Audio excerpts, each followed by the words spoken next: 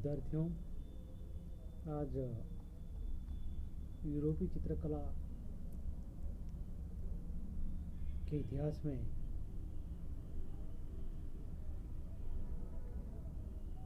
प्रसिद्ध चित्रकार, स्पेन का प्रसिद्ध चित्रकार फ्रांसिस्को गोया का अध्ययन करेंगे। गोया को आधुनिक कला के महान जन्मदाताओं में से एक माना जाता है। उसके समय में फ्रांस की क्रांति से समस्त यूरोप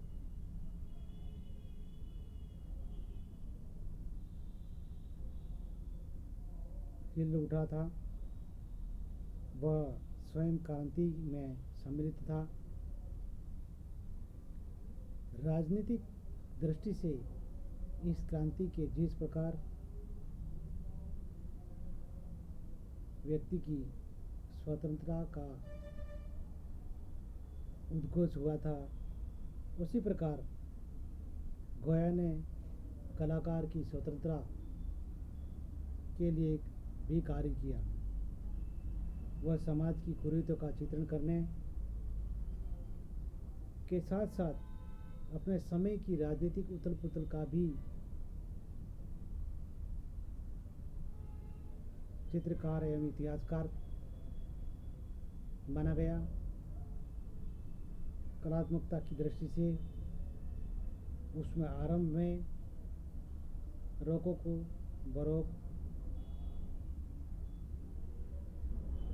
विकास काल में नवशास्त्रीयवाद तथा प्रौढ़ता के युग में स्वच्छंदतावाद का इतिहास समन्वय रूप में उपलब्ध होता है। फ्रांसिस्को गोया का जन्म 30 मार्च 1746 में को स्पेन के एक छोटे से गांव में हुआ था, जो पहाड़ी क्षेत्र में स्थित है। पिता किसान थे। आरंभिक शिक्षा गांव में ही हुई। वह भेड़े चराता था। भेड़े चराते हुए कोयले आदि से चित्र बनाता रहता था। किसी ने उसे देख लिया और सरागोसा के एक कला शिक्षक के पास कला अध्ययन के लिए भेजा गया। धीरे धीरे वह वहीं बड़ा होता है। वह बलिष्ठ, सुंदर और जंगली मनुष्यों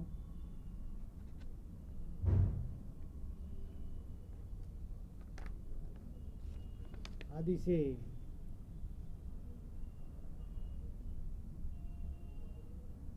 उटपटांग व्यवहार करने वाला, उत्तेजनापूर्ण तथा निरंतर प्रेम प्रसंगों और लड़ाई झगड़ों में उलझा रहने वाला बन गया।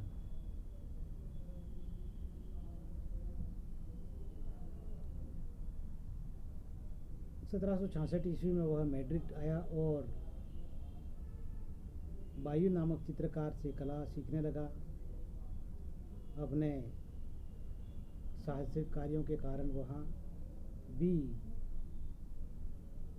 कई संकटों में उलझ गया। एक प्रेम प्रसंग में घायल होकर वह पुलिस के हाथ चढ़ गया और उनसे बचकर वह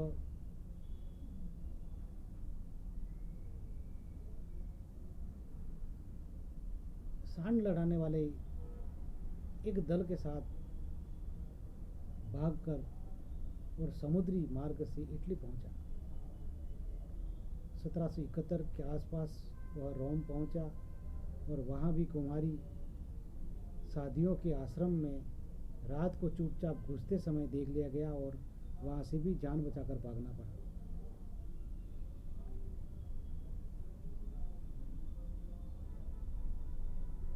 उसके बाद पुनः वह सरागोसा लौट आया और एक ईसाई मठ में शरण प्राप्त की।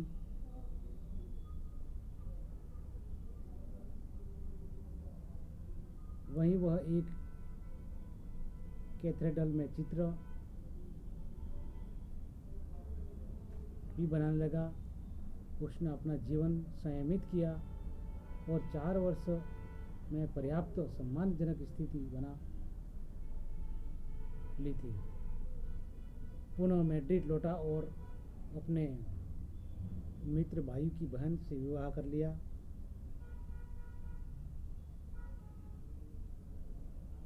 इस प्रकार वायु के साथ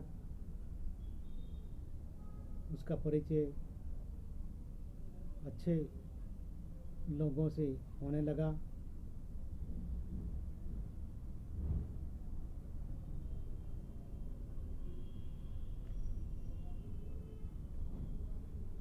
बाद में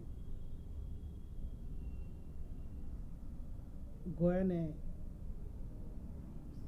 कई स्थितियों का सामना करते हुए अपना चित्रण कार्य आरंभ रखा।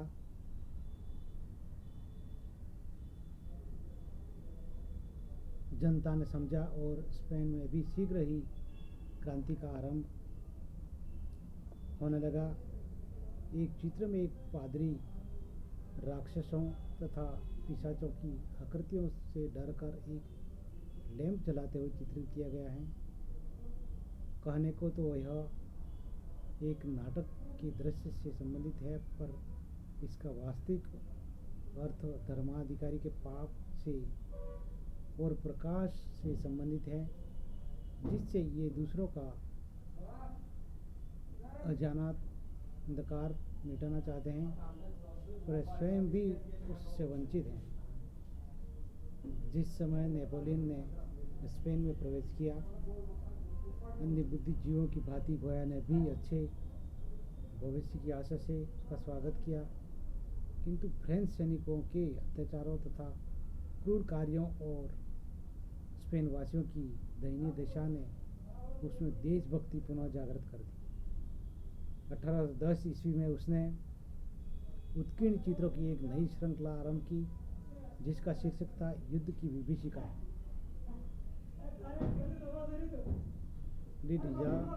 स्टार ऑफ वार कला में यह अभिनव प्रयोग था। अभी तक चित्रकार युद्ध के प्रभावशाली पक्षों तथा विजय के उल्लास आदि का ही अंकन करते थे। गोया ने सैनिक तंत्र को बड़े ही व्यवस्थित ढंग से जनता की अदालत के कटघरे में ला खड़ा किया। उसने देश पर मरने से स्वर्ग मिलने के आदर्श को पूर्णतः अस्वीकार कर दिया और युद्ध में होने वाले रक्तपात तथा उन यातनाओं का धार्मिक चित्रण किया जिनसे विजय का यश मिलता है, उसे महिमा मंडित किया जाता है। गोया ने युद्धरत मानव रूपी पशु को खुलकर मनमानी करने, बंदियों की यातना देने, युद्ध से भागने वालों को पंक्तिबद्ध खड़ा करके अथवा वृक्षों से बांधकर गोली मारने और स्त्रियों के अपहरण आदि कई आतंकपूर्ण कार्यों का तथा लोगों की मृत्यु पूर्व की छटपटाहट और असहाय वेदना का हृदय हिला देने वाला चित्रण किया। 1808 में स्पेन वासियों में से कुछ लोगों ने साहस करके नेपोलियन के शासन का विरोध किया। इनकी दुखद गाथा को गोया ने चित्रित किया।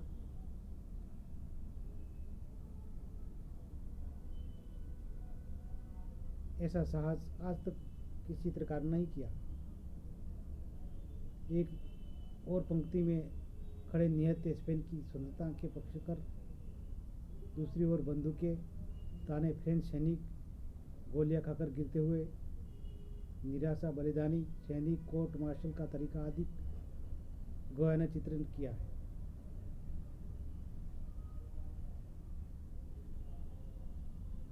कई अनुभवों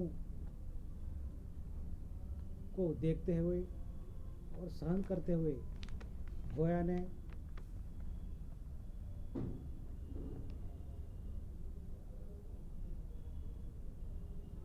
पेरिस से बोर्दो चला गया और वहीं रहने लगा। इस समय तक वह पूर्ण बुढ़ापे की ओर अग्रसर था। बहरा और पर्याप्त रूप से अंधा भी हो गया था। ऐसी स्थिति में वह कुछ न कुछ बनाता रहा था। सहसा 16 अप्रैल 1828 ईस्वी को उसके मस्तिष्क पर मूर्छा छा जाने और उसी दिशा में उसकी मृत्यु हो जाती है। अंतिम समय वह एक चित्र बना रहा था जिसमें अंधकारपूर्ण वातावरण में पृथ्वी की एक भाग पर प्रकाश की किरण आ रही हैं और उल्लू, कौवे और पुरोहित उससे डरकर भाग रहे हैं। आधुनिक कला में कलाकार अपनी बात ही कहना चाहता है। वह विकृतियों को ही अधिक सामने लाना चाहता है। यह बात हमें गोया की कला में मिलती है। आधुनिक कला की अन्य अनेक प्रवृत्तियों का आरंभ गोया से हुआ। गौतिक कला ईश्वर की प्रतिमा बनाना चाहती थी। बरोक कला ने मनुष्य और समाज को चित्रित किया। आधुनिक कला प्रकृति की ओर उन्मुक्त हुई। यदि आधुनिक कला मानव समाज को देखती भी है तो बड़ी अन्वेषक दृष्टि से देखती है। यही कारण है कि गोया ने मानव समाज की प्राचीनतम क्रिया युद्ध को ऐसी दृष्टि से देखा मानो कलाकार का सारा भ्रम टूट गया हो। वेलास्केस ने बेड़ा का समर्पण नामक चित्र में मेदुसा का बड़ा बेड़ा का समर्पण नामक चित्र में दोनों पक्षों के प्रमुख व्यक्तियों को सज्जन पुरुषों की भांति दिखाया था, जबकि गोया ने 3 मई की सैनिक कार्रवाई का चित्रण स्वयं अपनी बालकनी में से देखे गए कुत्सित कृत्यों के आधार पर किया था।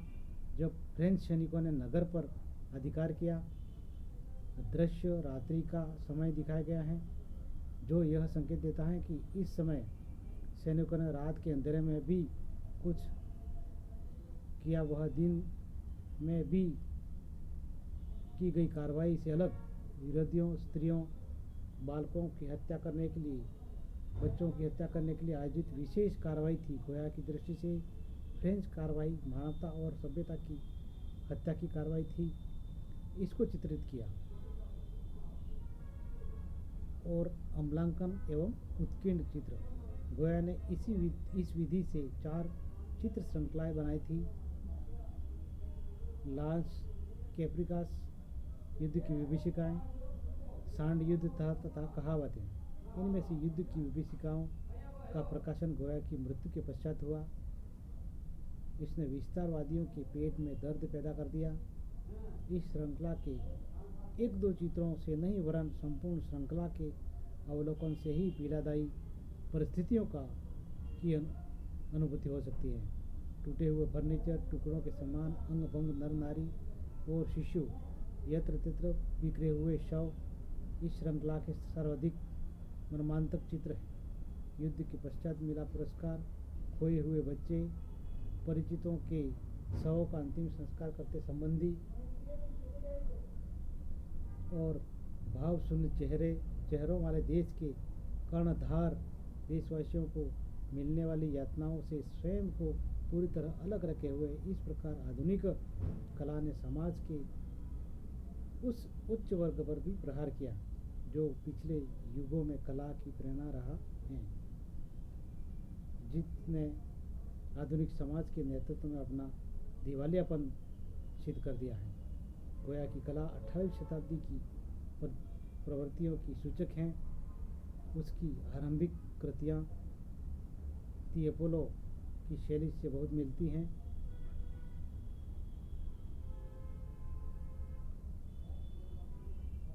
इसलिए गोया के अंतिम दिनों के एकांत में उसने जो कहावतों के चित्र आधार पर चित्रित बनाए, उनमें सबाथ, पिशाचिनी, भीमकाय राक्षस, उड़ते हुए अश्व, विशाल चमगादड़ें, भयंकर जीव, मानवीय विकृतियों तथा यथार्थ को जुटलाते हुए असंगत वस्तु पर पड़ते प्रकाश के प्रभाव आदि का अंकन किया। इससे यह भी अनुमान किया जाता है कि स्पेन की कला शास्त्रीय परंपराओं पर आधारित न होकर फ्लेमिश तथा जर्मन परंपराओं से विकसित हुई है। इसके चिन्ह गौथिक कला तथा वास्तु की कला में प्रकट हुए थे। इस प्रकार गोया ने अपना संपूर्ण जीवन में कई सारी महत्वपूर्ण संघर्षों का संघर्ष से जूझते हुए अपने जीवन काल में कई सारे चित्रकारी किए, जो आज एक ऐतिहासिक कला इतिहास के रूप में हम अध्ययन करते हैं। विद्यार्थियों, यहीं तक चर्चा